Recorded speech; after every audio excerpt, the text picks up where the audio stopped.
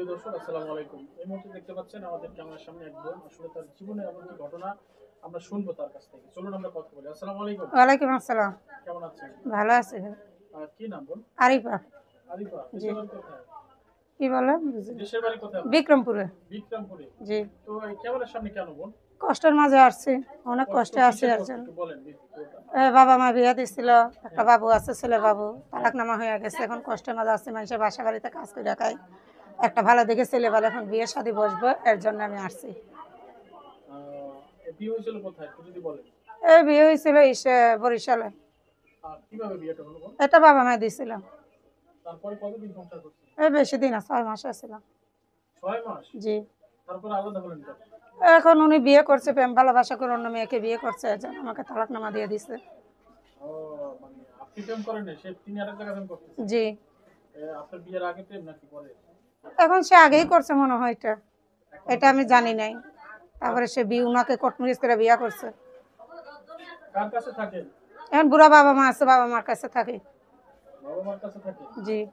ও তাই এখন চলেন কিভাবে বোন? এখন এই যে বললাম না, মানুষের বাসা বাড়িতে কাজ কাম করে খাই। এখন একটা ভালো দেখে ছেলে পালে বিয়ে শাদী কত টাকা বসবো। ইনকাম করেন আপনি? এটাই নাই, 200 করে টাকা দেয় প্রতিদিন, 6,000 টাকা মাসে ভাই। মাসে ৬০০০ টাকা? তাতে সংসার ভালোই চলে আপনার? না, খুবই কষ্ট আছে। বাসা ভাড়া থাকি না, বাসা ভাড়া থেকে কাজ করে খাই, অনেক কষ্টের মাঝে আছি।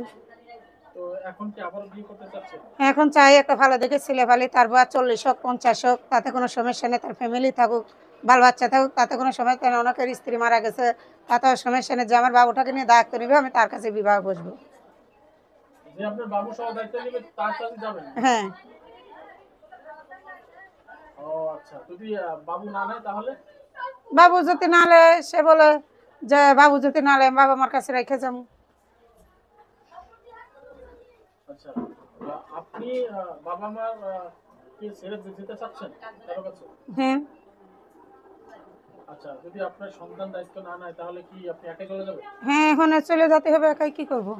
মানে সন্তানের মায়া নেই আপনার কাছে? হ্যাঁ, অনেক মায় আছে, বাবা মার কাছে থাকবো, তার খরচ পাতে আমি চালাবো। কিন্তু আপনি তো তার কাছে আবদার করতে পারেন যে আমি সন্তান নিয়ে যাবো। হ্যাঁ, বলবো তো এটা। সে যদি মাইনে না নেয়, পরের কবলে যে পরের সন্তান আমি মাইনে নিব না, তাহলে তো আমার করার কিছু নাই।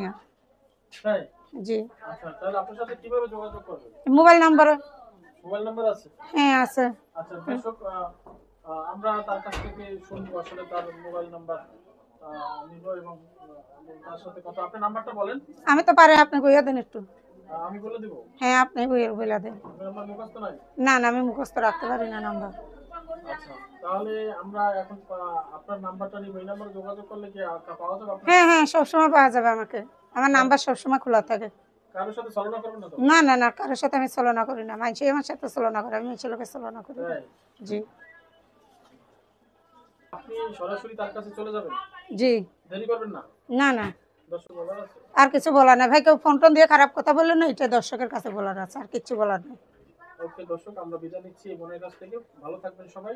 পরবর্তীতে আবারও কোনো ঘটনা নিয়ে আপনাদের সামনে আসবো। আল্লাহ হাফেজ। আসসালামু আলাইকুম।